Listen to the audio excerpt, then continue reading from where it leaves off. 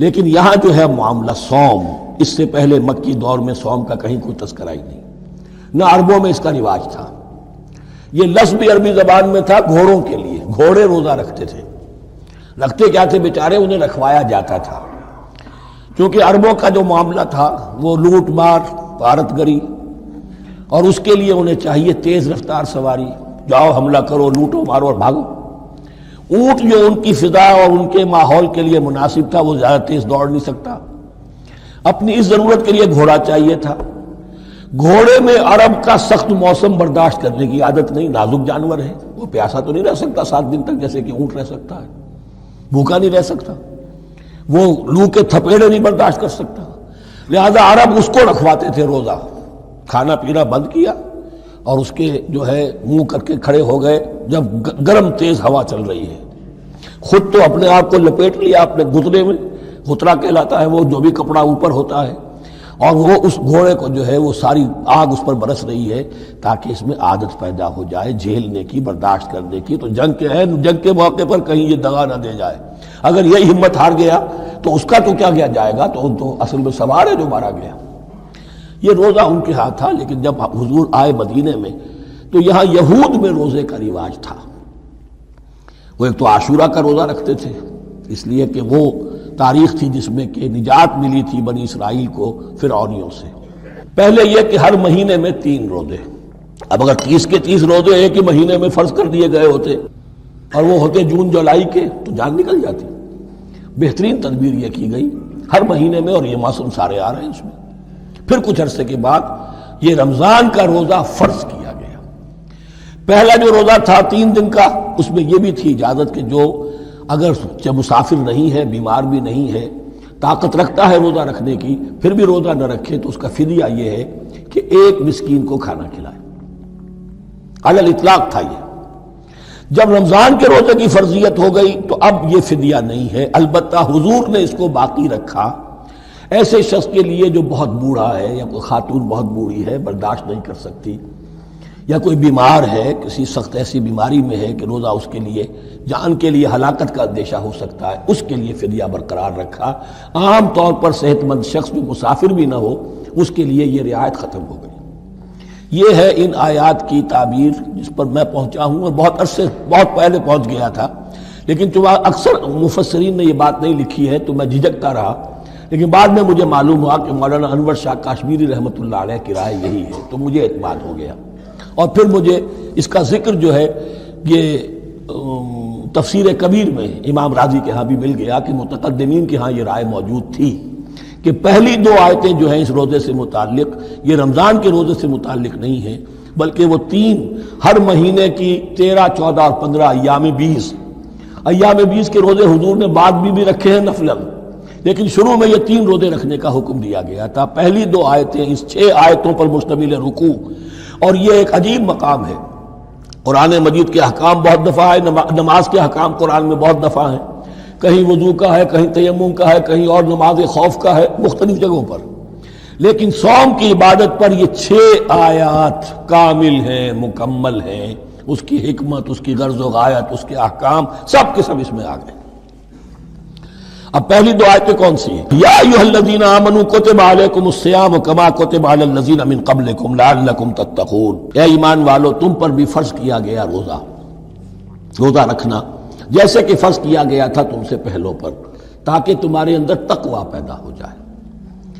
وہ جنگ کے لیے کرواتے تھے گھوڑوں کو تیار، تمہیں تقوی کے لیے اپنے آپ کو تیار کرنا ہے، بھوک کو قابو میں رکھ سکو، شہوت کو قابو میں رکھ سکو، پیاس کو برداشت کر سکو۔ اللہ کی راہ میں جنگ کے لیے تمہیں نکلنا ہوگا، اس میں بھوک بھی آئے گی، پیاس بھی آئے گی، اپنے آپ کو تیار کرو جہاد کے لیے۔ اور یہ بات واضح ہو جائے گی، اگلے رکوع سے قتال کی بحث شروع ہو جائے گی۔ روزے کی یہ گفتگو ہو رہی ہے تمہیداً قتال کے لیے، جیسے گھوڑوں کو تیار کیا جاتا تھا، صوم رکھوایا جاتا تھا قتال کے لیے۔ ایام معدودات، گنتی کے چند دن ہیں، یہ گویا کہ ثبوت ہے اس کا کہ یہ 2-3 دن سے زیادہ، معدود جو ہے وہ عربی زبان میں 9 سے زیادہ نہیں ہو سکتا۔ معدودہ جب آئے گا، ایام معدودات، یہ جمع جو ہے جمع قلت کہلاتی ہے۔ معدودات، معدودہ بڑی سے بڑی رقم ہو سکتی ہے، لیکن معدودات جمع قلت ہے۔ گنتی کے چند روز ہیں. فمن کان منکم مریضا، ان میں بھی یہ رعایت ہے کہ جو تم میں سے بیمار ہو او علی سفر، یا سفر پر ہو، فعدۃ من ایام اخر، تو وہ تعداد پوری کر لے دوسرے دنوں میں. وعلی الذین یطیقونہ، اور جو اس کی طاقت رکھتے ہوں، فدیۃ طعام مسکین، وہ فدیہ دیں ایک مسکین کا کھانا کھلانا. ان آیات کی تفسیر میں جیسا کہ میں نے عرض کیا مفسرین کے بہت سے اقوال ہیں، اب میں اس کی بحث میں نہیں جا سکتا. جو میں نے اپنے مطالعے کے بعد رائے قائم کی ہے میں صرف وہی بیان کر رہا ہوں کہ اس وقت، اور یہ امام راضی کے الفاظ ہیں، کہ یہ فرضیت الگ تعیین نہیں تھی بلکہ الگ تخییر تھی. فرض تو ہے روزہ، لیکن اس کا بدل بھی دیا جا رہا ہے. اگر تم نہیں رکھنا چاہتے تو تم ایک مسکین کو کھانا کھلا دو. تو گویا کہ تدریجاً انہیں لانا تھا، چونکہ اس بات کے وہ پہلے سے عادی نہیں تھے. فمن تطوع خیرا فهو خیر اللہ، اور جو اپنی جی سے اپنی مرضی سے خیر کرنا چاہے تو اس کے لیے خیر ہے. روزہ بھی رکھے اور مسکین کو کھانا بھی کھلائے، دونوں کام کرے تو اس میں کوئی رکاوٹ تو نہیں، اس کے لیے بہتر ہوگا. وَأَن تَصُومُوا، اور دیکھو اگر روزہ رکھو، خیر لکم ان کنتم تعلمون، یہ تمہارے لیے بہتر ہے اگر تم جانو. اب یہاں بھی ایک طرح کی رعایت کا انداز ہے. اب آ رہی ہیں دو آیتیں جو خاص رمضان کے روزے سے متعلق ہیں، حکمت اور غرض و غایت. پھر ایک آیت طویل آئے گی احکام، اور پھر ایک آیت آئے گی لٹمس ٹیسٹ. یہ 6 آیتیں.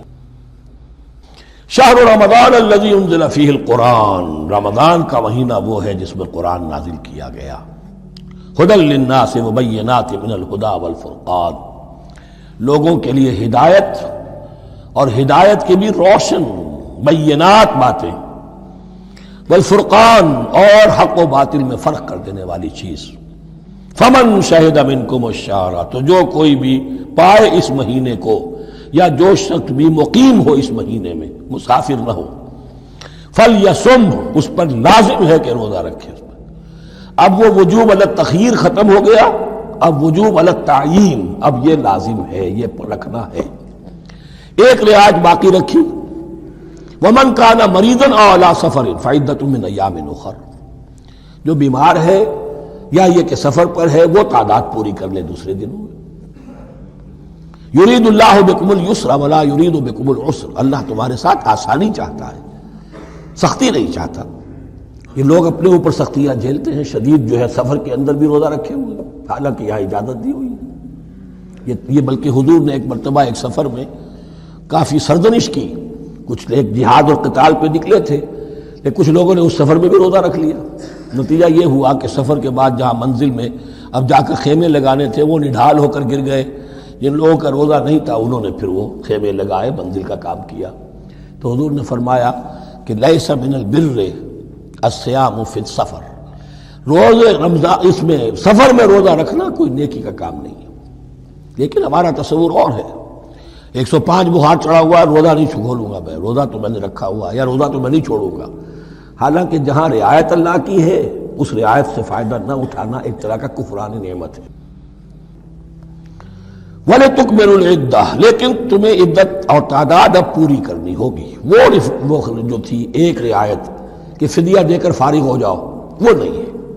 وَلِتُكَبِّرُوا اللَّهَ عَلَىٰ مَا هَدَاكُمْ، اور تاکہ تم تکبیر کرو اللہ کی اس پر کہ جو اس نے ہدایت تمہیں عطا فرمائی. وَلَعَلَّكُمْ تَشْكُرُونَ، اور تاکہ تم شکر کر سکو اس نعمت عظمیٰ کا جو قرآن حکیم کی شکل میں تمہیں دی گئی ہے. اس موضوع پر میرا کتابچہ عظمت صوم اور عظمت صیام و قیام قرآن، اس میں یہ سارے مضامین تفصیل سے آئے ہیں. کیا حکمت ہے، کیا غرض و غایت ہے، کیا مقصد ہے، اور آخری منزل کیا ہے. وَإِذَا سَأَلَكَ عِبَادِي عَنِّي فَإِنِّي قَرِيبٌ. مطلوب تو یہ ہے کہ تمہارا جو یہ جسم حیوانی ہے یہ کچھ کمزور پڑے، روح ربانی جو تم میں پھونکی گئی ہے اسے تقویت حاصل ہو. دن میں روزہ رکھو، اس حیوانی وجود کو ذرا کمزور کرو، دباؤ اس کے تقاضوں کو. رات کو کھڑے ہو جاؤ، اللہ کا کلام سنو اور پڑھو تاکہ تمہاری روح کی آبیاری ہو، اس پر حیات، آب حیات کا ترشح ہو. نتیجہ کیا نکلے گا؟ تمہارے اپنے اندر سے ایک پیاس ابھرے گی. وَإِذَا سَأَلَكَ عِبَادِي عَنِّي فَإِنِّي قَرِيبٌ، تقرب الی اللہ کا جذبہ پیدا ہوگا. تو اے نبی، جب میرے بندے، ایسے بندے آپ سے میرے بارے میں سوال کریں، ان کو بتا دیجئے میں قریب ہوں، دور نہیں ہوں. یہ حقوق انسانی کا میرے نزدیک دنیا میں سب سے بڑا میگنا کارٹا ہے۔ اللہ اور بندے کے درمیان کوئی فصل نہیں ہے، فصل اگر ہے تو تمہاری اپنی خباثت ہے۔ اگر تمہاری نیت میں فساد ہے، حرام خوری تو کرنی ہی کرنی ہے، تو اب کس منہ سے اللہ سے دعا کرو گے؟ پھر جاؤ گے کسی پیر کے پاس، آپ دعا کر دیجئے۔ یہ نذرانہ حاضر ہے؟ یہ طریقہ کیا ہے؟ انسان کا نفس حائل ہے اور کوئی نہیں، ورنہ ہم تو مائل بے کرم ہیں، کوئی سائل ہی نہیں۔ راہ دکھنا ہے کسی رہنمی منزل ہی نہیں، کوئی پوپ نہیں، کوئی پنڈت نہیں، کوئی پادری نہیں، کوئی پیر نہیں، کوئی نہیں۔ جب چاہو اللہ سے ہم کلام ہو جاؤ، اس سے بڑا حق کیوں خالق و مخلوق میں حائل رہے پردے پیران کنیسا کو